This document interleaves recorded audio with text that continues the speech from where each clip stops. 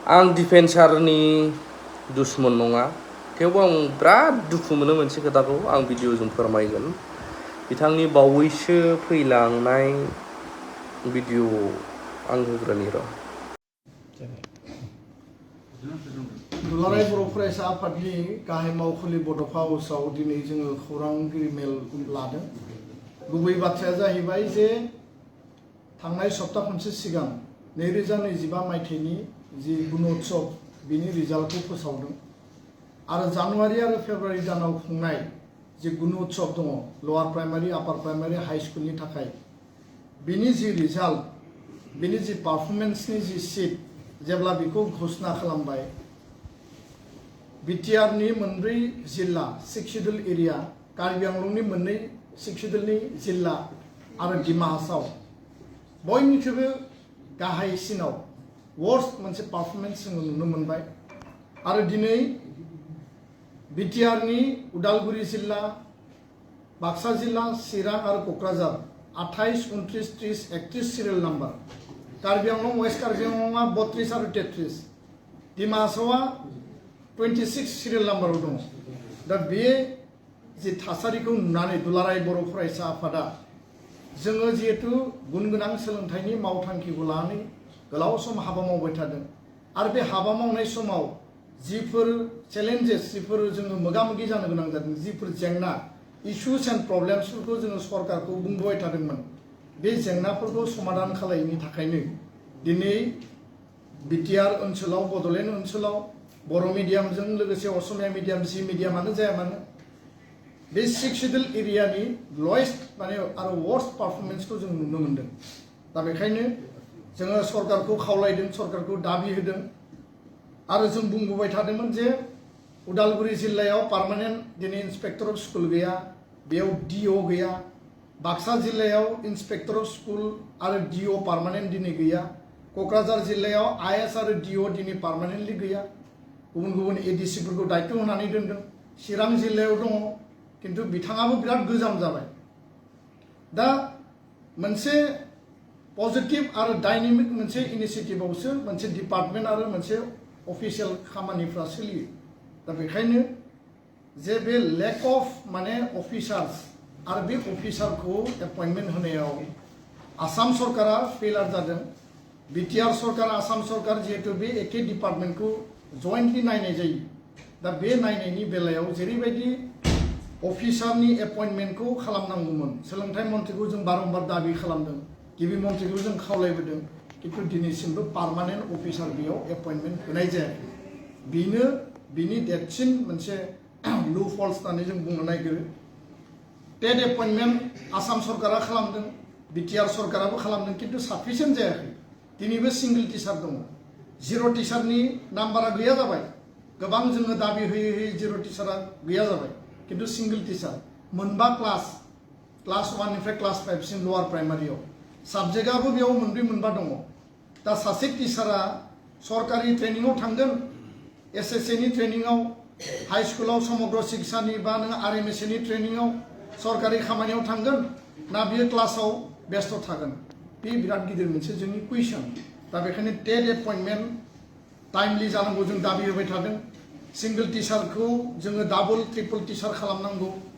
आरो गोबां हाजार हाजार पस्टआ दिनैबो भेकेन्ट जानानै दङ आसाम सरकारा टाइम मथे एसआइउ एप्रुभेल हरा बे खोथाफोरखौ लानानै काउन्सिल आरो स्टेटनि गेजेराव नारा-नाथा सोलिबाय थायो। दा जोंनो नांगौ टिचार एपइन्टमेन्ट सिंगल टिचारनि जायगायाव डाबल टिचार आरो बिनि गेजेरजों स्कुलनि एनभायरनमेन्ट टिचिं लार्निं बेबस्थाखौ थिग खालामनांगौ। दा बेयाव साइन्स टिचार आरो मेथ्स टिचारा दिनै भेकेन्ट जानानै दङ गोबां जायगायाव साइन्स आरो मेथ्स टिचार गैया गोबां जायगायाव ग्रेजुवेट टिचारा खालि मोनसे मोनसे हायार सेकेन्डारियाव 12टा 15टा 13टा गाहाम पस्ट पिजिटि आरो ग्रेजुवेट टिचारा पस्टआ खालि जानानै दङ बे जोंनि थाखाय जथेस्थ मोनसे चेलेन्जिं आरो टाफ सिचुएसन।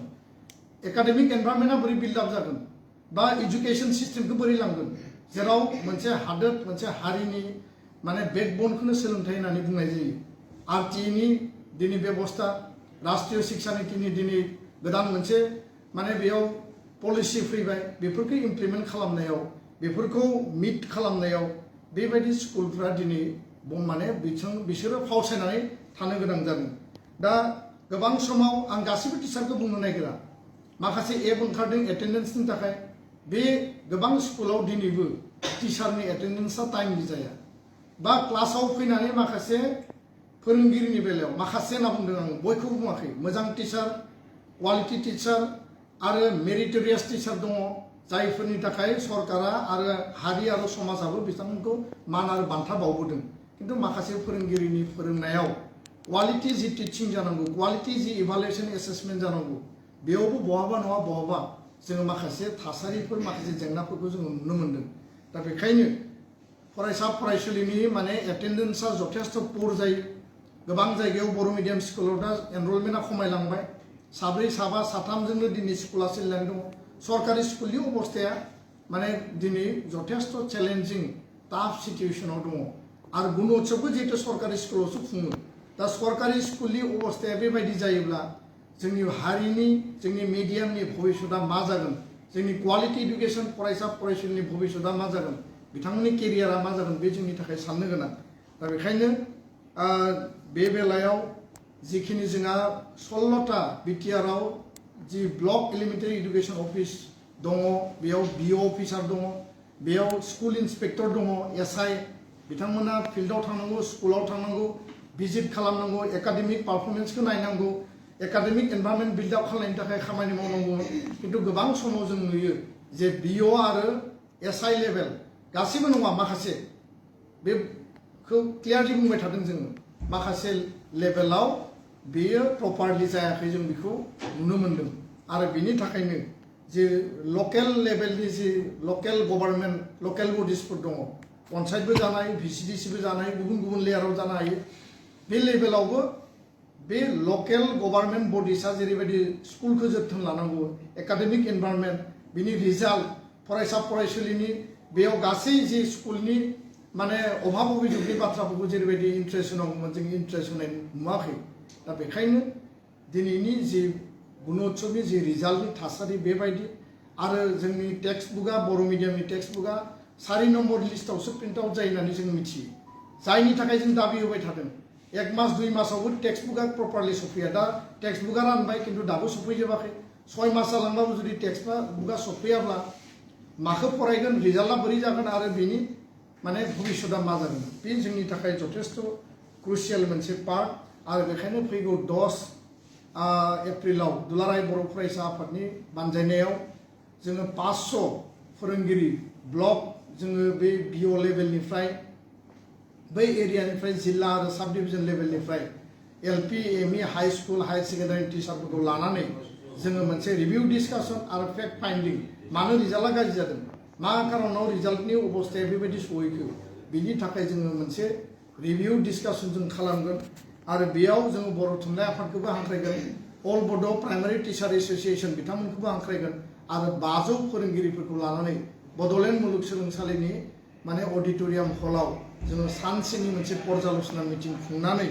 भबिष्यतआव जाहाथे बेबायदि जाया आरो इयुनाव 2026आव जाहाथे जों मोजां रिजाल्ट मोननो हायो बिनि थाखाय जोङो बेयाव सावरायनाय जोङो हाबाफारि लागोन आरो बेनि खामानिखौ जों मावगोन गुबुन फारसेथिङै 6.3 दफानि गेजेरजों भेन्सार स्कुल प्रभिन्सियेलाइजेसननि थाखाय आसाम सरकारनो जों लिस्टखौ होबाय गासै लिस्टखौ जोङो जमा होनाय जाबाय सोलोंथाइ मन्थ्रिजों रायज्लायनाय जाबाय आरो दा मावनो गोनाङा आसाम सरकारनि नाथाय आसाम सरकारा दासिमबो बेसेबां स्कुल लागोन आरो मा मेथडजों मा मडेलिटिजों मा पद्धतिजों लागोन बेखौ दासिमबो क्लियार काट खालामाखै बिथांमोना केबिनेट रिजल्युसन लादों स्कुल प्रभिन्सियेलाइजेसन खालामनायनि आरो बेयाव 6 शिड्युल एरियायाव रिलेक्सेसन होगोन होननानै बुंदों बा आन्डार डेभेलप ब्लक एरियाखौ रिलेक्सेसन होगोन होननानै बुंदों किन्तु दासिमबो बाजेट सेसन जोबखांनायनि उनाव क्लियार काट बेबायदि बिथांमोना जेबो सिद्धान्त लानायखौ जों नुवाखै जों दाबि दैखांदों जे आसाम सरकारा गोख्रैनो 6.3 नि आधाराव स्कुल प्रभिन्सियेलाइजेसननि खामानिखौ मावनांगौ आरो गुणोत्सबनि रिजाल्ट गाज्रि जानायनि बेलायाव आसाम आरो बिटिआर काउन्सिल जिहेतु डिपार्टमेन्टआ मोननैबो सरकारनि लेभेलाव दङ मेजर मोनसे इनिशिएटिभ लानानै रिजाल्ट मोजां खालामनायनि थाखाय जे वर्स्ट आरो पुअर पारफरमेन्स दिन्थिबाय बे जोंनि थाखाय लाजिथाव दुखुनांथाव बेखौ इमप्रुभ खालामनायनि थाखाय बयबो माने सरकारि लेभेलाव बिबान लानांगौ आरो गार्जेन स्टुडेन्ट टिचार आरो जोंनि लेभेलाव जोङो हाबा मावनो थाखाय जोङो रेडि आरो जों मावगासिनोबो दङ गोजोन्थों बिटिआर एकर्डनि जिहेतु माखासे आद्रा थाबावनाय दफाफोर बेफोरखौ मावफुंनायनि बेलायाव दासिम माबायदि पर्यायाव दं एकर्ड इमप्लिमेन्टेसननि थाखाय एबसुनि जि रेसपन्सिबिलिटि एबसुआ जिहेतु एकर्ड सिगनेटरि अर्गेनाइजेसनमोन जोंनि दाबि जोंनि आपिला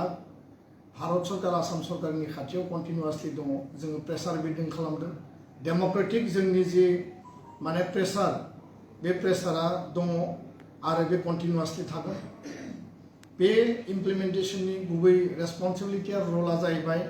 भारत सरकार आसाम सरकार आरो BTR council government to government लेभेलाव एकर्ड इमप्लिमेन्टेसननि खामानिया जायो आरो जोङो बायजोआव थानानै डेम'क्रेटिक आफाद हिसाबै जोंनि गुबै रेसपन्सिबिलिटिया जाबाय जों सरकारखौ प्रेसार होनांगौ आसि दिन्थिनानै होनांगौ आरो मा माया एकर्डनि दफाया इमप्लिमेन्ट जाखो आरो मा माया आद्रा दंबावो बिनि सायाव जों गुवारै गोथौयै अलरेडि बुंनाय जाबाय गामि सोसननायनि बेलायाव साथिखाना हाबबाय आद्रा थानाय गामिखौ जोङो गिबि मन्थ्रि आरो पिजुस हाजरिकानो जमा होनानै दोनदों मावनो गोनां दायित्वआ बिथांमोननि स्कुल प्रभिन्सियेलाइजेसननि बेलायाव जिखिनि 10टा कलेज जाखांनायनि उनाव आद्रा दङ LP ME high school higher secondary आरो कलेज बेखौ जोङो डक्टर रनज पेगुनो होबाय बेसेबां खरसा बेसेबां बाजेट बेसेबां सेलारि हेडआव फैसा नांगोन बिनि हिसाबखौबो दिहुननानै होबाय मावनो गोनाङा दा सरकारनि लेभेलनि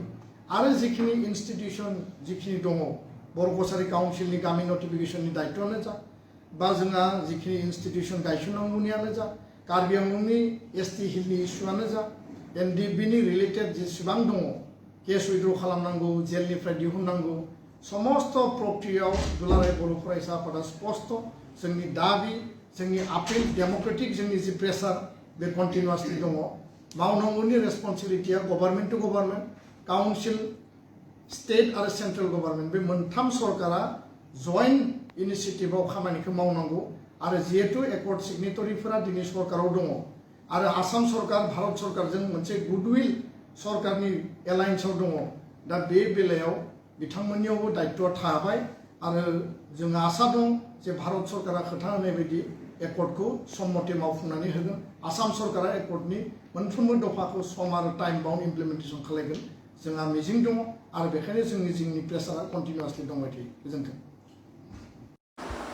नोंथांमोनाबो नुखाबाय भिडिअखौ जों देन जाब्बा जुब्बा